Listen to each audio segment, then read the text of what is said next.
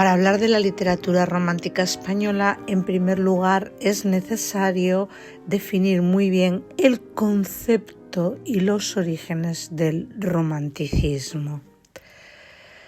Se conoce, por tanto, con el término de romanticismo, el movimiento cultural que se opone a los principios característicos de la Ilustración y que es resultado de una profunda crisis social e ideológica en las primeras décadas del siglo XIX.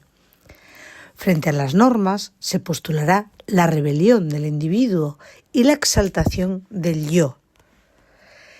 Para concretar el periodo romántico suele aludirse a un manido tópico que afirma que entre 1770 y 1800 Europa se acostó absolutista y neoclásica y se levantó democrática y romántica. Los principales acontecimientos que precipitaron este cambio fueron los siguientes. La Revolución Industrial Inglesa, que podemos datar entre 1760 y 1840, que desarrolla una clase burguesa y sienta las bases del liberalismo. Con el impulso del maquinismo surgen las grandes industrias y crece el proletariado. La consolidación del capitalismo explica las tensiones sociales en estos tiempos. Por otro lado, el liberalismo defenderá la libertad económica, las libertades individuales y la soberanía popular, surgiendo también las reivindicaciones de las clases obreras. La Unión Obrera de Flora Tristán y el Manifiesto Comunista de Marx y Engels son dos obras emblemáticas relativo a lo que estamos diciendo. Otro acontecimiento que tiene que ver con el precipitado de este cambio es la Revolución Francesa de 1789, que proclama los principios de libertad, igualdad y fraternidad y permite el acceso de la burguesía al poder político en Francia. Es famosísimo el cuadro de la libertad guiando al pueblo de Delacroix. Y el tercer acontecimiento de gran importancia para el desarrollo del romanticismo es la Revolución Americana, con su Declaración de Independencia de 1776, que hace de los derechos del hombre su centro y establece la República como forma de gobierno y el pueblo como fuente exclusiva del poder. Así, paralelamente a estos acontecimientos, destaca el auge de los nacionalismos europeos, Grecia, Alemania, Italia. Dibujado este marco histórico tan importante, cabe ya hablar de las características de la literatura romántica. El romanticismo en literatura significa libertad en la elección de la forma y la elección del contenido. Se trata de una literatura revolucionaria, por cuanto supone la liquidación de la norma clásica y la enemiga de los neoclásicos. Entre sus características ideológicas destacan el subjetivismo y egocentrismo. El rasgo distintivo del movimiento romántico es su arraigo en lo subjetivo. El principio de organización es el sujeto, concebido como yo individual. Los románticos convirtieron el sujeto individual en el punto de vista desde el que había de considerarse el mundo, por lo que tuvo este movimiento un carácter profundamente introspectivo. En la literatura romántica también se exageró el valor de lo individual y lo subjetivo. Por tanto, el tema preferido es la exhibición individual de la intimidad, sentimientos, anhelos, dudas. De ahí que la lírica fuera el género más característico del momento. Si la razón tiene sus límites, son necesarias otras formas de conocimiento que para los románticos son la intuición, la imaginación y el instinto, postulados de la filosofía idealista de Fichte, Schelling y Hegel. De ahí la importancia de emociones, sueños o fantasías que permiten bucear en el inconsciente para descubrir allí los impulsos no racionales. Frente a la razón se levanta ahora la bandera del sentimiento, siempre arrebatado, aun cuando se tiñe a veces de melancolía. La expresión se hace intensa, confusa y desigual, porque ha desaparecido el sentido del buen gusto y el ideal de perfección. No interesa la armonía, la belleza serena, sino excitar violentamente la sensibilidad del lector. Otro rasgo ideológico del romanticismo es la libertad. El reino de la libertad absoluta es el ideal romántico, el principio de toda ética romántica. Libertad formal en el arte, rechazando la tiranía de las reglas y entendida como necesidad del individuo para explorarse y explorar el mundo exterior. El romántico no puede aceptar leyes ni sumisión a ninguna autoridad. Así se da una atracción por personajes marginales y transgresores como Titán, Prometeo, Caín o Lucifer como ángel caído. El héroe romántico es un ser que se enfrenta a Dios y le interroga acerca del misterio de la vida. El siguiente rasgo ideológico del romanticismo es la insatisfacción y el desengaño. La exagerada afirmación del yo conduce al romántico al aislamiento, a la soledad. Desde el punto de vista del arte, es claro que el yo del artista pasa a ocupar el primer plano de la creación y en sus obras se traslada el choque entre el yo y la realidad prosaica y gris que no da satisfacción a sus anhelos e ideales, lo que produce en el artista romántico un hondo desengaño, un tedio y un hastío vitales, le mal du siècle, que lo llevan a un violento enfrentamiento con el mundo y a rebelarse contra todas las normas morales, sociales, políticas o religiosas. Podemos verlo perfectamente en estos versos de Espronceda. Y encontré mi ilusión desvanecida y eterno insaciable mi deseo, palpé la realidad y odié la vida, solo en la paz de los sepulcros creo. Otro rasgo ideológico importantísimo del romanticismo es la evasión.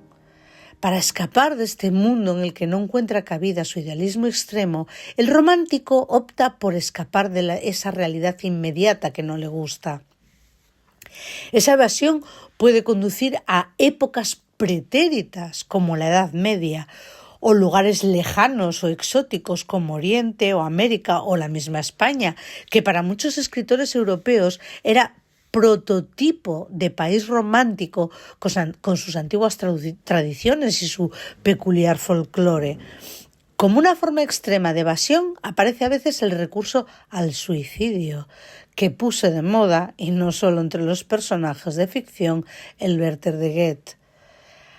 Además de la evasión temporal o espacial, adquiere especial importancia la huida de la realidad mediante el refugio en sí mismo, con lo que el gusto por la soledad se convierte en uno de los temas románticos por excelencia.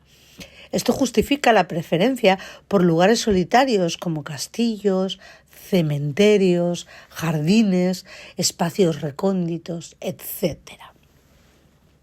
Un rasgo más de este ideario romántico es el nacionalismo.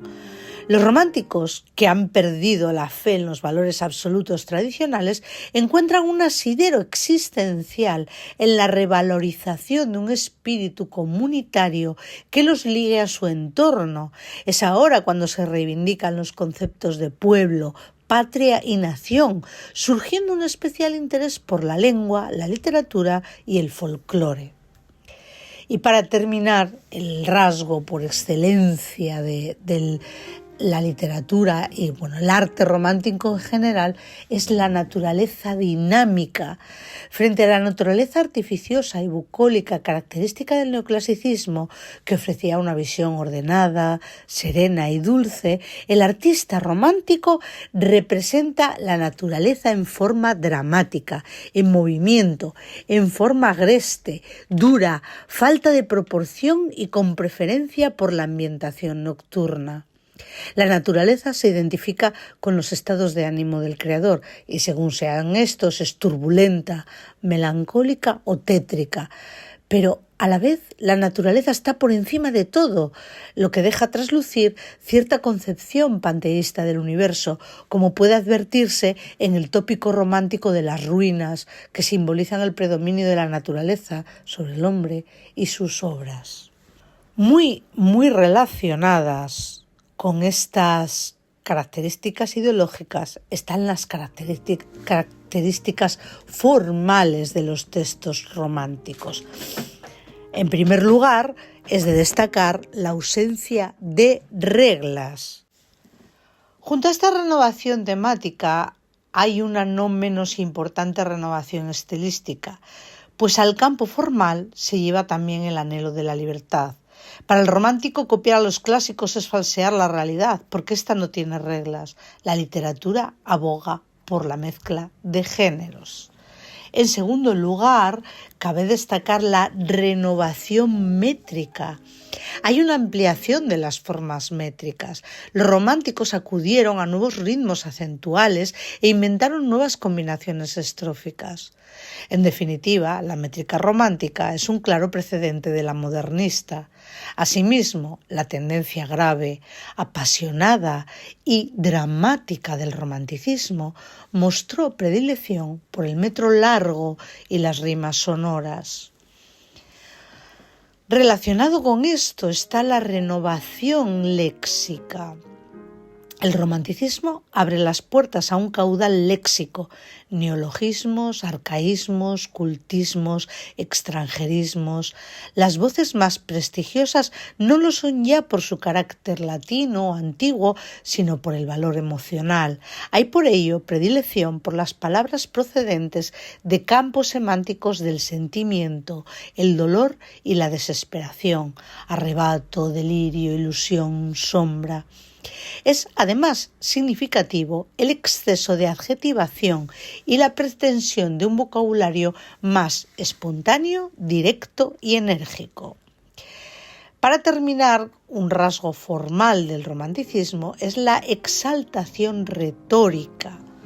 La vehemencia sentimental y expresiva explica la sobreabundancia de exclamaciones, frases entrecortadas, puntos suspensivos, hipérboles y en general un tono de hinchazón retórica caracterizado por el lenguaje figurado con la abundancia de imágenes, metáforas y comparaciones. Nada de sencillez, exceso verbal, ironía, burla del artista de su obra, etc.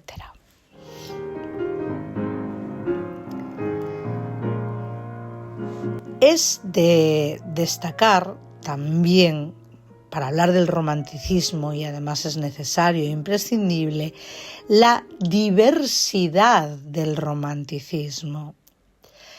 Aunque la unanimidad del movimiento romántico reside en una manera de sentir y de concebir al hombre, la naturaleza de la vida, cada país produce un movimiento romántico particular, distinto, e incluso cada romanticismo nacional desarrolla distintas tendencias.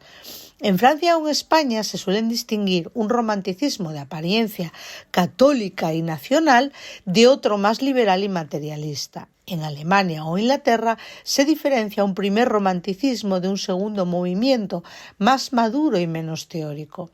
Veamos cómo se manifiesta este sentir romántico de manera más detallada. Empecemos por los romanticismos europeos. En primer lugar, el romanticismo alemán.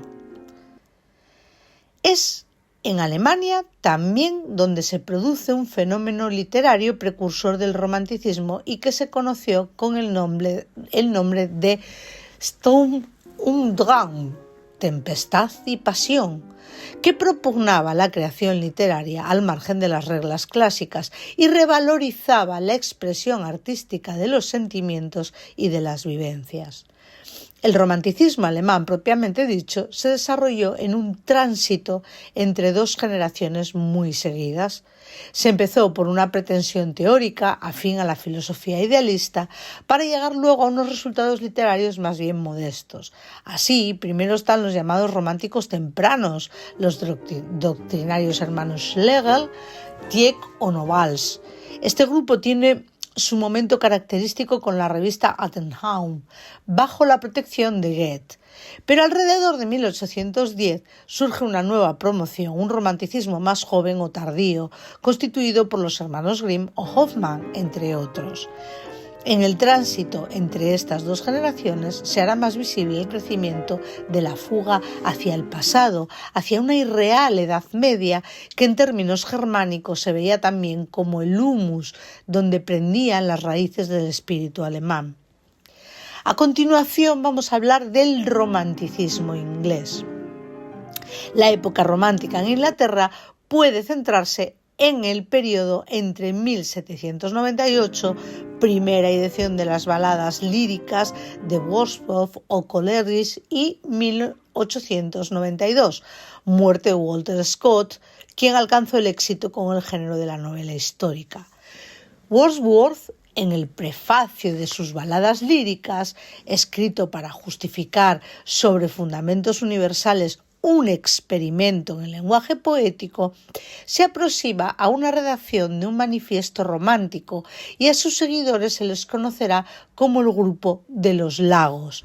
Para Wordsworth, toda buena poesía se caracteriza por un espontáneo desborde del sentimiento. Como tema básico de la poesía estaba la naturaleza, gran forma de revelación de lo divino y un gran medio para el análisis de la propia interioridad. En el romanticismo inglés también podemos distinguir una segunda promoción, la de los satánicos, entre los que destacan autores como Shelley o Byron. Este último encarnó la estampa del poeta en rebeldía ante la sociedad y ante la misma divinidad. Cultivador del escándalo, su poema más recordado es Don Juan, donde caricaturiza al romanticismo tanto en estilo como en temática. Don Juan es aquí un muchachito más bien seducido y pasivo en aventurillas picantes y cuasi cómicas.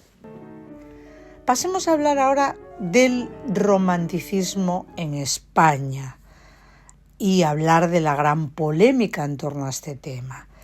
Si bien es cierto que encontramos unas circunstancias históricas y políticas por las que atraviesa España durante el primer tercio del siglo XIX muy peculiares y que quizás puedan ser la que expliquen ese tardío y extraño desarrollo que el movimiento romántico tiene en la literatura española, no debemos olvidar que hay autoridades de mucho prestigio que defienden que realmente no existió movimiento romántico en la literatura española, sino casos muy aislados de escritores y escritoras románticos. Vamos a entrar un poco en profundidad en lo que se refiere a este tema.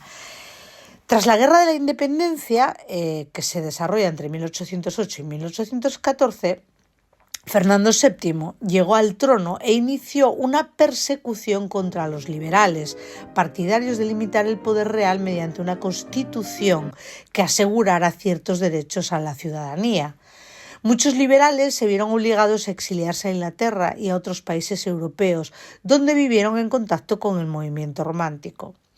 Si bien con el trienio liberal entre 1920 y 1923 retornó la libertad de expresión con publicaciones como El Europeo, la llamada década omniosa de 1824 a 1833 supuso un recrudecimiento del absolutismo borbónico que frenó el desarrollo del romanticismo. Tras la muerte del rey, en 1933, se promulgó en España una amnistía que permitió el regreso de los exiliados y fue entonces cuando, según otras autoridades, el romanticismo se impuso en España. Así pues, el desarrollo del romanticismo se produjo en España entre 1833 y 1850, una época en la que en otros territorios el romanticismo había evolucionado a otros movimientos o estaba en franca decadencia. Aunque ya muchos autores ilustrados del siglo XVIII, como Cadalso, Meléndez Valdés o Cienfuegos, se atisban rasgos que anuncian un cierto cambio de sensibilidad y una mayor atención a los aspectos sentimentales, las ideas románticas se introdujeron lentamente en España. En 1834 se publica El Moro Expósito del Duque de Rivas y en el prólogo Alcalá Galiano lanza el manifiesto romántico más interesante.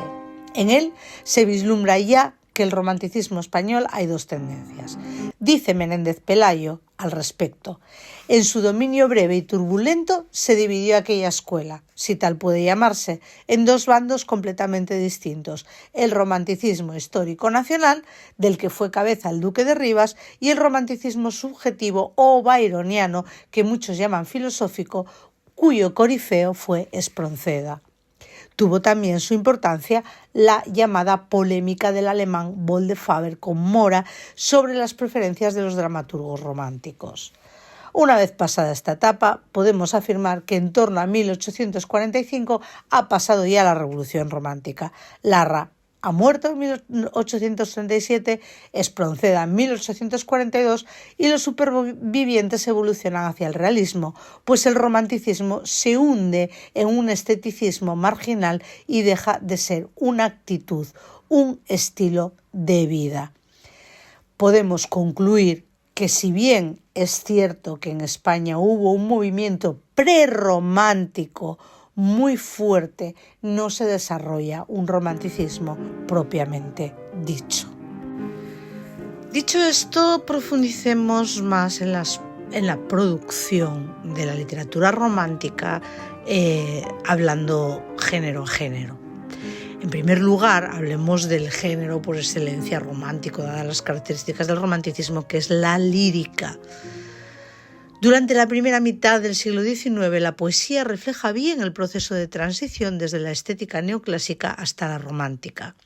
Buena parte de este periodo sigue dominado por las figuras de líricos de indudable inspiración ilustrada, como Alberto Lista o Quintana. Habrá que esperar a los años 30 y a la muerte del monarca para la eclosión del género poético. El máximo representante de este romanticismo del que estamos hablando en el género lírico es José de Espronceda, nacido en 1808 y muerto en 1842. Es el poeta que mejor representa el modelo de poeta rebelde romántico. Su faceta literaria más importante es la de la poesía, tanto en su vertiente lírica como en la narrativa. En esta obra poética, a lo largo de la vida del autor, se percibe una clara evolución que permite dividirla en varias etapas. Primera etapa: poesía de corte neoclásico. Son textos juveniles, escritos bajo la influencia decisiva de su maestro Lista. Destaca El Pelayo, intento inacabado de poema épico. Segunda etapa: poesías de la etapa del exilio. La impronta neoclásica sigue siendo importante, pero a ella se suman ahora nuevas influencias que anuncian una evolución hacia la sensibilidad romántica.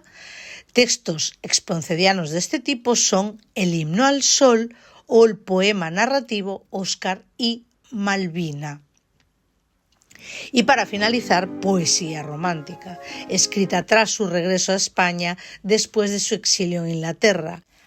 Aborda al principio los temas convencionales del romanticismo histórico, pero produce sus frutos más logrados cuando evoluciona hacia un romanticismo liberal, en el que abundan los tonos sociales, defensa de los seres marginales, identificación de los proscritos, desprecio de las normas y aspiración a la libertad absoluta.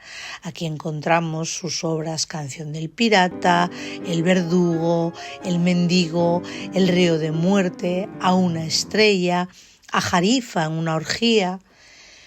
Sus dos grandes poemas, El estudiante de Salamanca y El diablo mundo, si bien son básicamente narrativos, constituyen un ejemplo de la mezcla de géneros propia del romanticismo, pues no faltan pasajes tanto líricos como dramáticos. Hablemos de ellas más detenidamente. El estudiante de Salamanca se publica en 1840. Es su obra mejor construida. Cuenta la historia de don Félix de Montemar, un cínico don Juan de la Salamanca del siglo XVII. El protagonista, tras seducir y abandonar a Elvira, que muere de pena de amor, mata en duelo al hermano de la fallecida. A partir de ahí, la visión romántica va apoderándose del poema. Don Félix avanza por la callejuela donde ha tenido lugar el duelo y persigue a una fantasmal dama que encierra un gran enigma y que resulta ser el esqueleto de Elvira, la muerte misma, con quien consuma un matrimonio macabro y acaba bailando una danza horripilante rodeado de espectros. El episodio acaba con una sucesión de versos ordenados de mayor a menor, de 10 a 2 sílabas en escalas métricas. La vida de don Félix se va extinguiendo al mismo tiempo que se reduce el número de sílabas. El diablo mundo constituye el primer intento de concebir una obra totalizadora del sentido del hombre en el mundo. La obra carece de plan previo, ya que fue publicada en entregas durante 1840 y 1841, y además se encuentra inacabada. Cuenta la historia de un anciano desengañado que se transforma en un joven Adán, que desconoce el mundo. Se trata del mito del ser puro. La variedad del texto y los ambientes sociales reflejará que el mundo no admite la inocencia ni los sentimientos puros. El amor es también imposible, lo cual se deriva asimismo en el famoso pasaje del canto a Teresa. Al poliformismo temático va unido el lingüístico y métrico, pasando constantemente del estilo llano al elevado y utilizando formas estróficas muy variadas. Cambiemos de género literario y pasemos a hablar del drama romántico. El período del drama romántico en España es de corta duración. Se inicia en 1834 con La Conjuración de Venecia de Martínez de la Rosa y con el Macías de Larra y finaliza en 1849 con Traidor, Inconfeso y Mártir de Zorrilla. El tema principal de las tramas románticas es el amor, un amor absoluto e ideal que está por encima de las convenciones sociales, más allá del bien y del mal, lo cual es un imposible que conduce a la muerte. A menudo se suelen desarrollar en un marco histórico, normalmente de la historia nacional, aunque captando solo la anécdota y el detalle pintoresco. Formalmente, estas obras comparten muchos rasgos con el teatro barroco. Así, mezcla tragedia y comedia, pero no como el barroco para imitar la naturaleza, sino para realzar los contrastes entre la realidad y los ideales. También como la comedia del siglo XVII y frente al teatro neoclásico, no se respetan las reglas de las tres unidades, sobre todo las de tiempo y lugar. Los espacios en los que se desarrolla la acción son muchas veces conventos, mazmorras, paisajes abruptos y salvajes, cementerios, ambientes lúgubres y retirados. Las acotaciones cuidan especialmente la ambientación y los efectos escénicos sirven para dar al teatro carácter de espectáculo. Había decorados múltiples, efectos sonoros, fantasmagorías para ambientar las obras de forma espectacular. En el desarrollo de los espectáculos es fundamental la intriga. Se incluyen elementos melodramáticos para conmover. Es muy frecuente el uso de la anagnórisis o reconocimiento. Así se manifiesta la finalidad del drama romántico: emocionar al espectador, no enseñar. El número de actos o jornadas varía entre 3, 4 y 5. Hay mezcla de tono y estilo, lo grotesco convive con lo sublime, el lenguaje elevado con el coloquial. Los dramas románticos introducen por su parte la innovación de mezclar verso y prosa, aunque a la larga se impone el verso con polimetría, aunque no para responder al decoro poético. Los dramas románticos conocerán un éxito de público muy rápidamente. El primer autor a destacar es el Duque de Rivas, 1791-1865, y su Don Álvaro o la fuerza del Sino. En 1835 el éxito correspondió al Don Álvaro o la fuerza del Sino de Ángel Saavedra, Duque de Rivas, que simboliza la lucha del individuo contra las convenciones sociales y el destino. Tanto por su tema como por su construcción, sintetiza las características del drama romántico: la aparición de la muerte y del amor apasionado, la combinación de verso y prosa, lo cual no obedece a un cambio en la situación dramática ni se adecua al contenido de la escena, sino que es algo caprichoso. La división en jornadas y no en actos, el dinamismo de la acción, los ambientes, etc. El argumento de la obra tiene como protagonista a Don Álvaro, un indiano de orígenes nobles que se enamora de Leonor, cuyo padre se opone a la relación por creerle plebeyo. Cuando los dos amantes planean fugarse, se presenta el padre de Leonor y Don Álvaro lo mata accidentalmente. Horrorizado, Don Álvaro huye a Italia, donde conoce a Don Carlos, con quien traba amistad, pero al fin, Don Carlos, que es hermano de Leonor, descubre la identidad de Don Álvaro y le reta a un duelo. Don Álvaro mata a Don Carlos, de modo que una vez más se cumple el aciago sino, destino del protagonista. Huyendo nuevamente de su infortunio, Don Álvaro regresa a España y profesa como fraile en un convento. Pero otro hermano de Leonor, Don Alfonso, da con él y exige venganza. En su nuevo duelo, Don Álvaro le hiere mortalmente. Leonor, que tras la muerte de su padre se había retirado a vivir como eremita cerca del convento donde se encuentra Don Álvaro, es reclamada para atender al moribundo, y Alfonso, en su agonía, la mata por creerla cómplice del protagonista. Desesperado, Don Álvaro se arroja por un precipicio ante la mirada horrorizada de los frailes. Don Álvaro es víctima del destino y del rechazo de la sociedad. A lo largo de la obra, ninguna de sus acciones puede evitar la desgracia. Huye continuamente, pero el código social del honor y un halo cruel e implacable le persiguen, haciendo imposible su felicidad. El suicidio de Don Álvaro es, desde la perspectiva romántica, no solo un acto de desesperación, sino ante todo un acto de rebeldía, la última manifestación de la libertad individual del personaje. Otro autor de renombre dentro del drama romántico es Zorrilla, 1817-1893, y su Don Juan Tenorio. José Zorrilla nació en Valladolid y muy joven se dio a conocer como poeta en el entierro de Larra.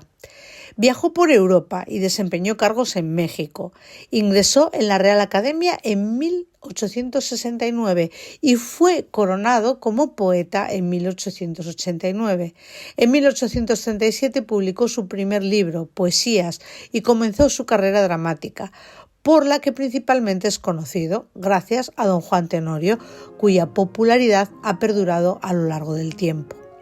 En esta obra desarrolla el famoso mito del Don Juan, presente en la literatura de todos los tiempos.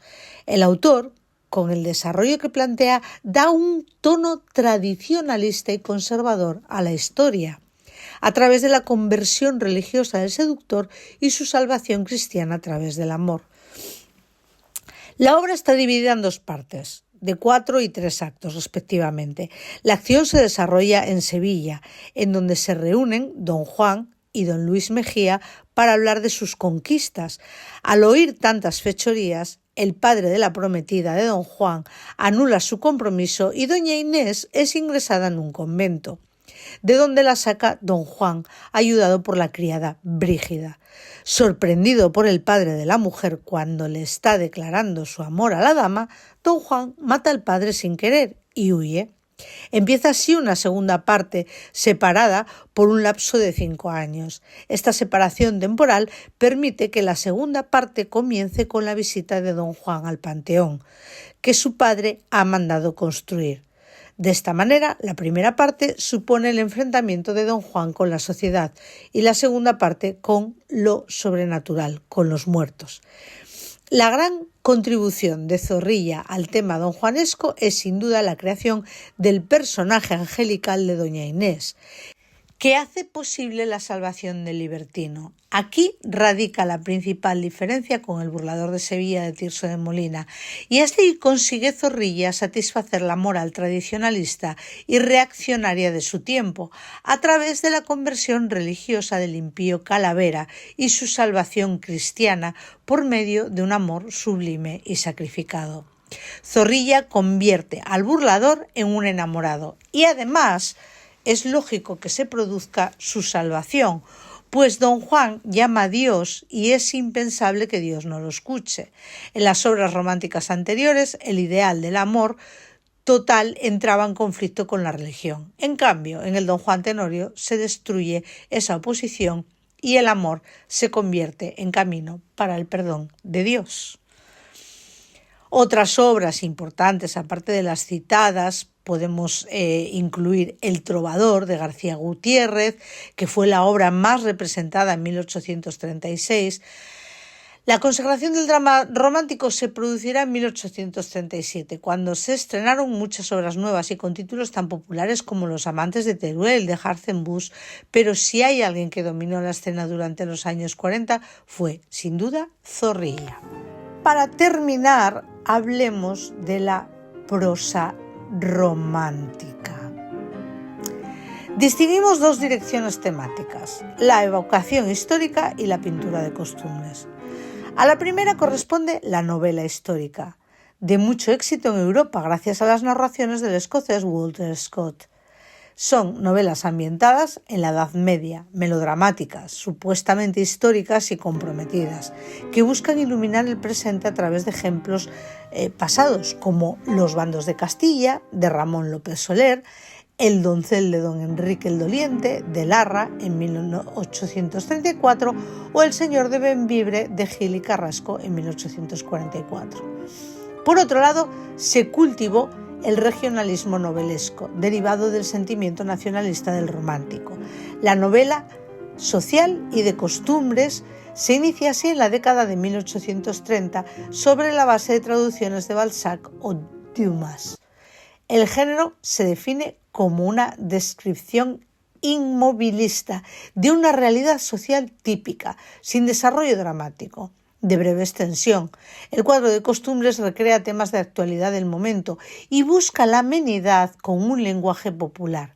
Entre los españoles destacan Panorama matritense de Mesoneros Romanos, Escenas andaluzas de Estébanez Calderón y un libro colectivo, Los españoles pintados por sí mismos. Recoge obras desde 1833 a 1844.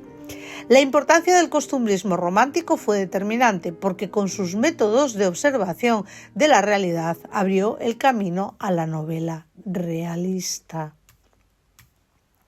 La figura por antonomasia de nuestra prosa romántica es sin duda Mariano José Larra y El mal d'Ussel español. Aunque Larra no se identificó plenamente nunca con el romanticismo, lo cierto es que suele ser considerado como el prototipo del literato romántico español, por cuanto simboliza perfectamente el rechazo de la realidad y el espíritu combativo. Su vida y su obra estuvieron unidas y marcadas por los desengaños. Si bien escribió diversas composiciones en verso, alguna obra teatral y cierta novela histórica, sin duda alcanzó la talla de escritor con su actividad periodística. La prensa periódica del siglo XIX supuso un medio de comunicación imprescindible para la sociedad moderna. La literatura se acomodó a los reducidos formatos de la prensa y ésta se convirtió, asimismo, en un vehículo perfecto de propaganda de nuevas ideas, de opiniones y proyectos. Nace así el artículo periodístico como género caracterizado por una prosa llana, directa y por un tono didáctico. Publicó muy joven, en 1828, El duende satírico del día. En 1832 regresó al campo del periodismo con una nueva revista íntegramente redactada por él, El pobrecito hablador. Se publicaron 14 números en los que pueden encontrarse ya muchos de los mejores artículos, El casarse pronto y mal o El vuelva usted mañana, donde utiliza el molde formal del artículo costumbrista con el propósito de modificar una realidad social que reprueba.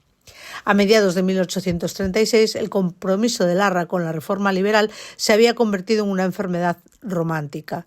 El yo de este último Larra encaja en el paradigma del solitario o enfermo de Mal du siècle. La creación del personaje Fígaro, alter ego de Larra, supuso la elección de una máscara cómica, el barbero de Beaumarchais, tras la cual se ocultaba una conciencia atormentada. Me río por no llorar. Lo que daba una buena dimensión del personaje, que ya no solo era un satírico mordaz que busca el distanciamiento mediante la risa, sino que se convierte en una figura romántica de alienación, el payaso que llora. En sus diversos artículos solía optar por una estructura tripartita, con una introducción donde exponía sus opiniones. A continuación pasaba a ejemplificar aquello que denunciaba y por último concluía su artículo con una reflexión final. Una posible clasificación de los artículos puede ser de orden temático: artículos de crítica literaria y cultural, reseñan estrenos teatrales, conciertos y muestran sus gustos literarios, en los que defiende la libertad creadora, libertad en literatura como en las artes, como en la industria, como en el comercio, como en la conciencia. Artículos políticos comentan las vicisitudes políticas de cada momento. Larra se muestra como un hombre comprometido socialmente y además muestra una visión pesimista de la política y de la existencia en general. Destacan Nadie pase sin hablar con el portero o 3 no son más que 2. Y artículos de costumbres. Son fundamentalmente satíricos. En ellos se censuran comportamientos y usos sociales diversos: la holgazanería, la hipocresía, la suciedad, el mal gusto, las casas pequeñas o la burocracia. Su intención es modernizar España. Algunos títulos son El casarse pronto y mal, El castellano viejo, Las casas nuevas, Vuelva usted mañana. Larra, en sus últimos artículos, El día de difuntos o La Nochebuena de 1836, va más allá de lo social para alzarse a un plano existencial y expresar una concepción desengañada y trágica de la vida. El propio suicidio de Larra, el 12 de febrero de 1837, se convirtió en un texto que, junto con sus 2 últimos artículos, estableció en la cultura española la imagen prototípica del yo romántico alienado como poète maudit.